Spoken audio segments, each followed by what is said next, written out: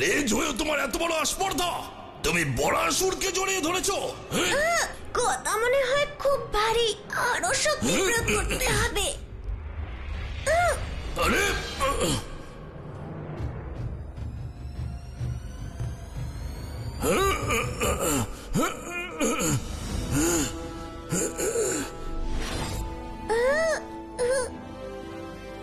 আরে এসব কি হচ্ছে? এই মায়াবী আমাদের মহারাজকে আক্রমণ করেছে। মূর্খের দল, দাঁড়িয়ে দাঁড়িয়ে দেখছো নাকি? থামাও এই লেজটাকে।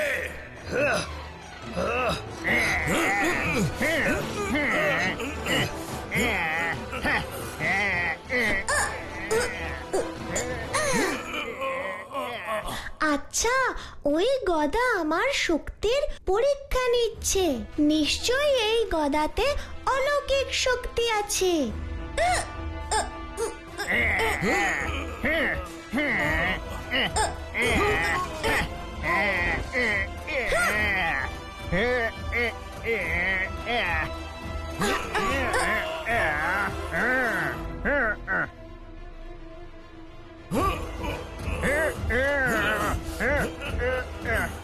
গদার ভার বেড়েই চলেছে।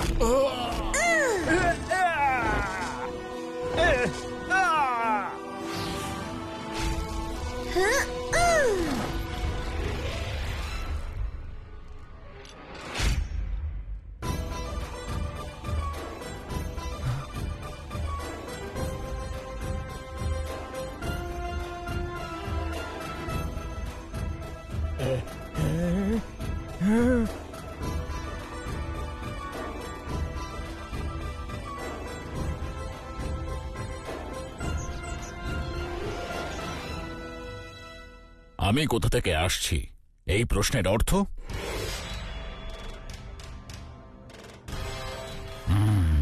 ভ্রাতা, আমি কেবল বলতে চেয়েছি যে আচ্ছা, তাহলে আমায় কোথাও যেতে হলে আগে তোমার অনুমতি নিতে হবে। ক্ষমা করবেন ভ্রাতা আমায়। মারুতি আপনার প্রতি এতটাই প্রভাবিত, আপনি কি করছেন সেটা দেখার জন্য হয়তো আপনার সাথেও বাইরে চলে গিয়েছে।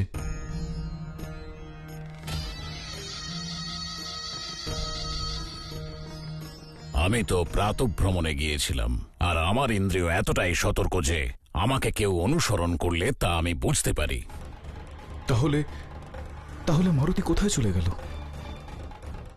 মারুতি প্রাসাদে নেই, বাইরেও নেই, তাহলে কোথায় গেল? এমন অপ্রত্যাশিত ঘটনা। কি ঘটনা দিদি?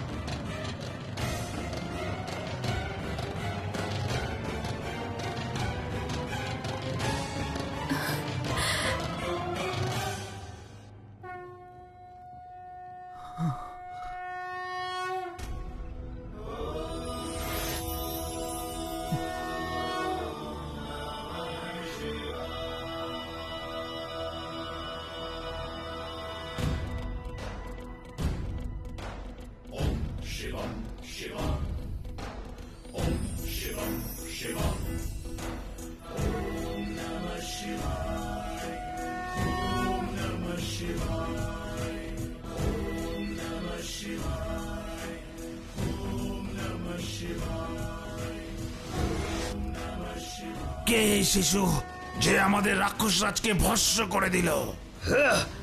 মায়াবী মায়াবী বালক মনে হচ্ছে। তাহলে কি ভাবছো? যা করা উচিত তা করো।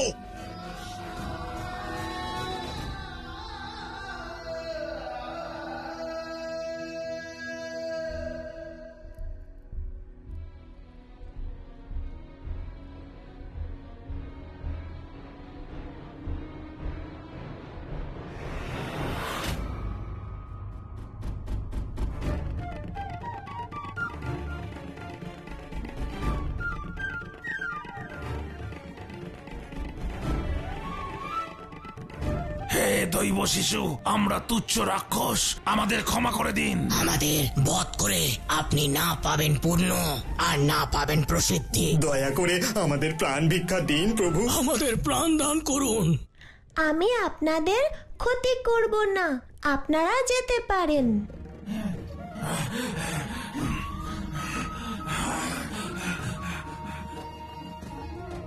হে মহাদেব, আপনাকে অসংখ্য ধন্যবাদ। আপনি ওই পাপী বরাসুরকে হত্যা করে তার অত্যাচার থেকে আমাদের মুক্ত করেছেন।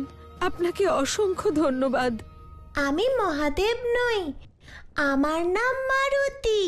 আমাদের কাছে আপনি মহাদেব, কিন্তু প্রভু আপনি এখানে কেন এসেছেন? আমি আমার গদা নেওয়ার জন্য পাতাল লোকে যাচ্ছিলাম। চেনেন সেই পথ আপনারা?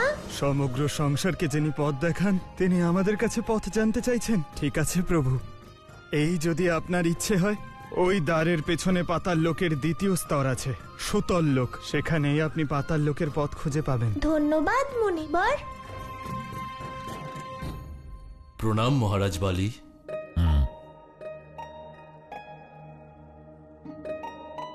আরে জগনমগন বন্ধু, তোমরা সকলেই এখানে। মারুতি কোথায়? কি হয়েছে? মারুতি কোথায় পুত্র?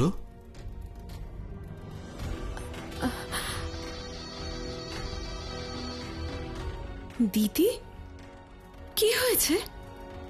অঞ্জনি, আমাদের ক্ষমা করে দাও।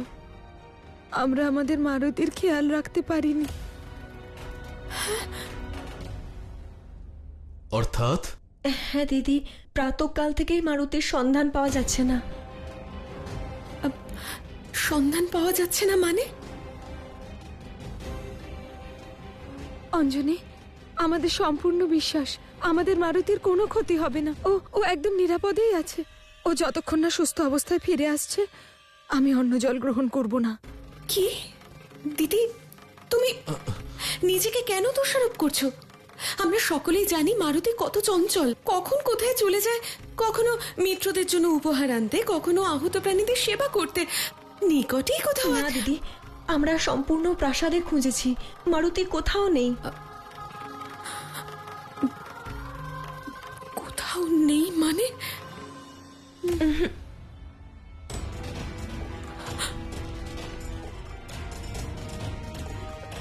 আমাদের এখানে এইভাবে দাঁড়িয়ে থেকে আলোচনা করা ব্যর্থ। আমাদের ওকে খুঁজতে হবে।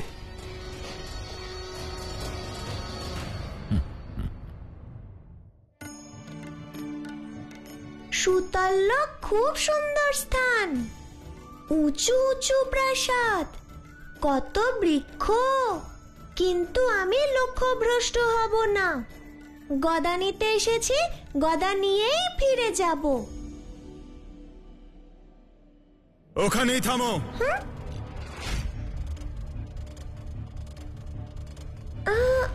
এই স্থান রাক্ষস রাজ বলির রাজ্য সুতল।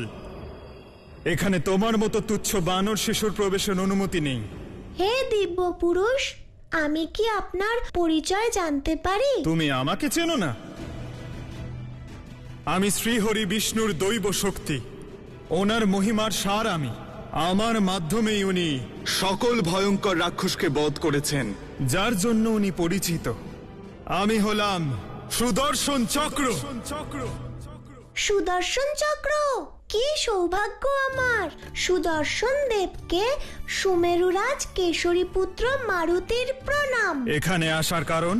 আমি পাতাল লোকে যাচ্ছি, সুতল লোকের মধ্যে দিয়েই সেখানে যেতে হয়। আমি তোমাকে প্রবেশ করতে দিতে পারি না, কারণ শ্রীহরির অনুমতি ছাড়া সুতল লোকে প্রবেশ নিষিদ্ধ। প্রভু, শ্রী হরির সুদর্শন চক্র সুতল লোকে কেন রয়েছেন? আর উনি কথা কেন বলছেন যে শ্রীহরির আজ্ঞা ছাড়া কেউই সুতল লোকে প্রবেশ করতে পারবে না? এর কারণ কি? শ্রীহরি রাজা বলিকে বরদান করেছিলেন, সত্যযুগে পরম বিষ্ণু ভক্ত রাক্ষসরাজ বলি দেবরাজ ইন্দ্রকে পরাস্ত করে স্বর্গলোক অধিকার করেন। রাজা বলি দেবতাদের কাছ থেকে তাদের অধিকার ছাড়াও সকল শক্তি ছিনিয়ে নেন, ফলত সৃষ্টির সঞ্চালন ব্যাহত হয়। তখন জগতের রক্ষাকর্তা শ্রী হরি বিষ্ণু বামন অবতার ধারণ করেন এবং রাজা বলির কাছে কেবল 3 পদ ভূমি ভিক্ষা করেন। আমি আপনাকে 3 পদ ভূমি দিলাম। বামন অবতার 1 পা রাখলেন স্বর্গে, আর 2য় পা পৃথিবীর বুকে। রাজা বলি বুঝতে পারলেন এই বামন আর কেউ নন, স্বয়ং শ্রীহরি। প্রভু, 3য় পদের জন্য তিনি বামন অবতারের কাছে নিজের মস্তক সমর্পণ করেন। ভক্তির এমন নিদর্শন দেখে শ্রীহরি প্রসন্ন হলেন এবং বলিকে সুতল লোকের রাজা করে দিলেন এবং তিনি শপথ করলেন যে তার নগরীকে তিনি স্বয়ং রক্ষা করবেন। আর এই কারণে শ্রীহরির চক্র সুদর্শন দেব সুতল লোককে রক্ষা করে। সুদর্শন দেব এই সংসারের সবচেয়ে শক্তিশালী, আর এখন তিনি মারুতির সম্মুখে দাঁড়িয়ে কি হবে প্রভু? আমার মারুতি অবতারের এটাই বৈশিষ্ট্য, প্রতি পদে তাকে পরীক্ষার সম্মুখীন হতে হবে, যা থেকে সংসার শিক্ষা লাভ করবে। তার আরাধ্য দেবতার নাম দানের পূর্বে আমি যেমন তার পরীক্ষা নিয়েছিলাম, তেমনি সুদর্শনের সাথে তার এই সাক্ষাৎ গদা লাভের পূর্বে তার পরীক্ষা। সম্ভবত সুদর্শন দেব নিজের শক্তির কারণে অহংকারী হয়ে উঠেছেন, তাই এক সরল শিশুকে সুতল লোকে প্রবেশ করতে বাধা দিচ্ছেন। সুদর্শন দেব, আমি প্রতিজ্ঞা করেছি যে গদা না নিয়ে আমি ফিরব না। তাই আপনার কাছে মিনতি করছি, আমাকে পাতাল লোকে যাওয়ার অনুমতি দিন। যখন শ্রীহরির দৈব শক্তি তোমাকে নিষেধ করছে, তবুও তুমি তর্ক করে নিজের সময় কেন নষ্ট করছো? তর্ক নয়, আমি অনুরোধ করছি যাতে এখানে শান্তি বজায় থাকে আর আমার কার্য সম্পন্ন হয়। তুমি আমাকে স্পর্ধা দেখাচ্ছ না তো? সাবধান শিশু, আমার ক্রোধ সম্পর্কে তোমার ধারণা নেই। আমার দৃঢ়তা সম্বন্ধেও আপনার ধারণা নেই। তোমার এত বড় দুঃসাহস!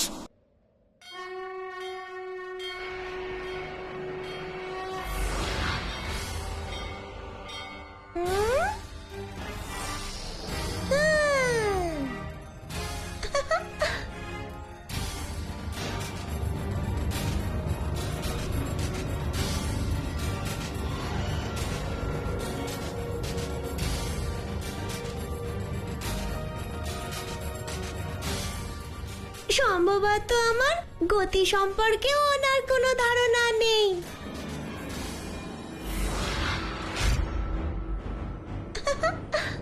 অসম্ভব!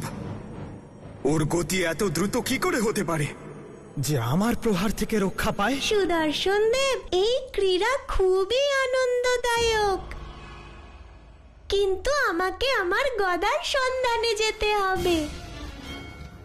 গদা নিয়ে ফেরার পূর্ব পর্যন্ত আপনি অভ্যাস করুন। অভদ্র শিশু, তুমি আমাকে নিয়ে উপহাস করছো?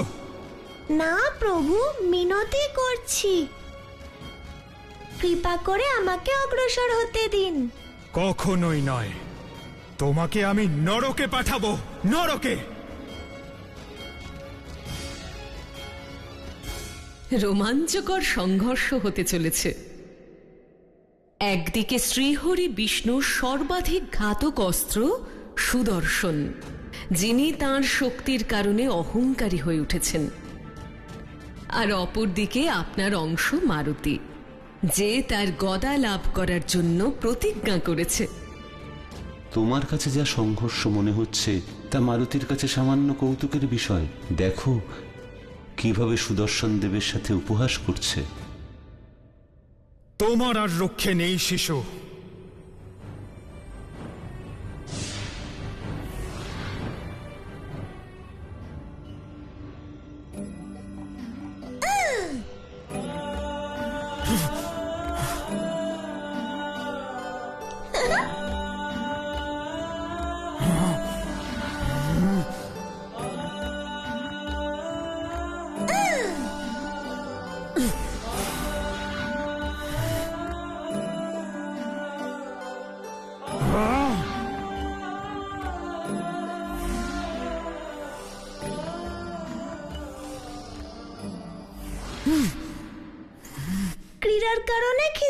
গেল। এই মুহূর্তে মাতার হাতের মিষ্টান্ন পেলে খুবই আনন্দদায়ক হতো। ঘাতক সুদর্শন চক্র এক সামান্য শিশুর জন্য উপহাসের পাত্রে পরিণত হয়েছে। এ কথা যদি প্রচার হয়ে যায় তাহলে চিরকালের মতো আমার ক্ষমতা নিয়ে প্রশ্ন উঠবে, আর তা আমি সহ্য করতে পারবো না। চক্র বিভাজন।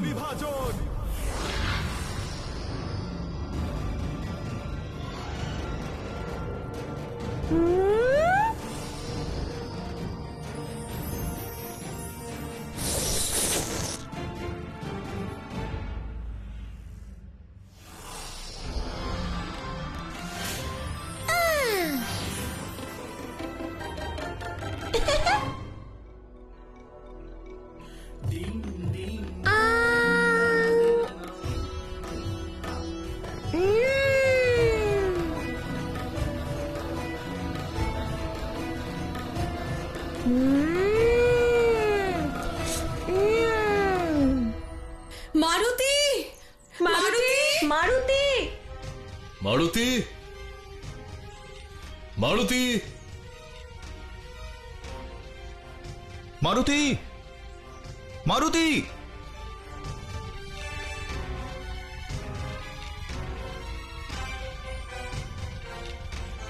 পুত্র মারুতি। মারুতি, স্বামী, মারুতির কোনো সন্ধান পেলেন?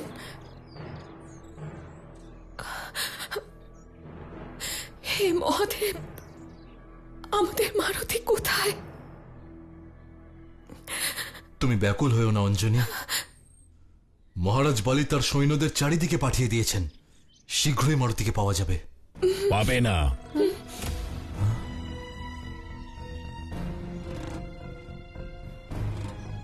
মহারাজ, আমায় ক্ষমা করুন, আমার মন্ত্রী শূন্য হাতে ফিরেছে।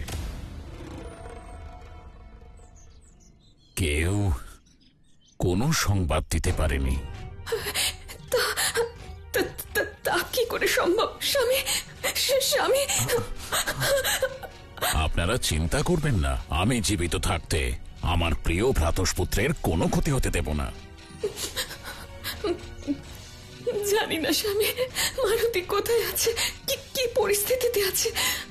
অঞ্জনী, তোমার ন্যায় তেজস্বিনীর এমন ব্যাকুলতা শোভা পায় না। কথায় বলে মাতার অশ্রু নাকি সন্তানের অনিষ্টের কারণ। সেজন্য চোখের জল মুছে ফেলো, কিচ্ছু হবে না আমাদের মারুতি। ওকে শান্ত করো না তারা। দেবী অঞ্জনের ভাগ্যে পুত্র শোক লেখা থাকলে তুমি আমি কি করতে পারি? দেবী, নিরাশ হবেন না। এক ব্যক্তি আছেন যিনি মারুতিকে এখানে দেখেছেন।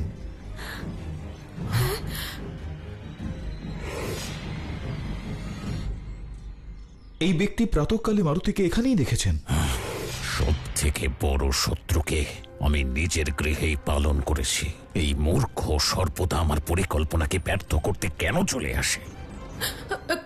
কোথায়? দক্ষিণ দিকে যে গভীর অরণ্য আছে তারপরে পাতালের গুহা আছে। রাজকুমার মারুতি সেই দিকেই যাচ্ছিলেন। পাতালের গুহা? পাতালের গুহায় কে আছে? এই পাতালের গুহা এক শিশুর জন্য কখনোই নিরাপদ নয় দেবী।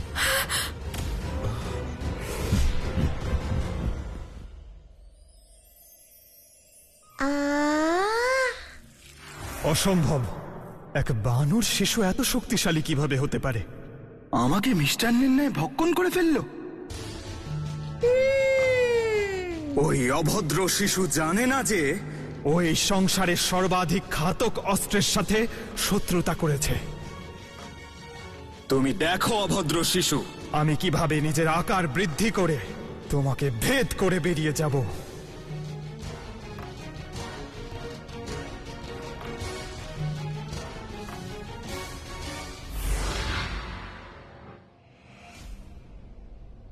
এ কেমন মায়া প্রভু!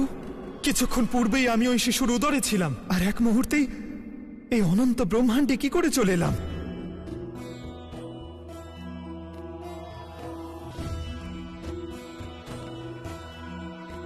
হে শ্রীহরি, হে মহাদেব, আমাকে এই মায়াজাল থেকে উদ্ধার করুন, উদ্ধার করুন প্রভু, উদ্ধার করুন।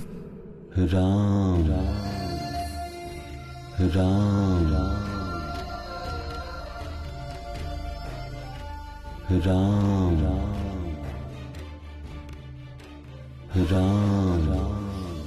মহাদেব, রাম মহাদেব, নেত্র খোলো সুদর্শন। মহাদেব, মাতা পার্বতী,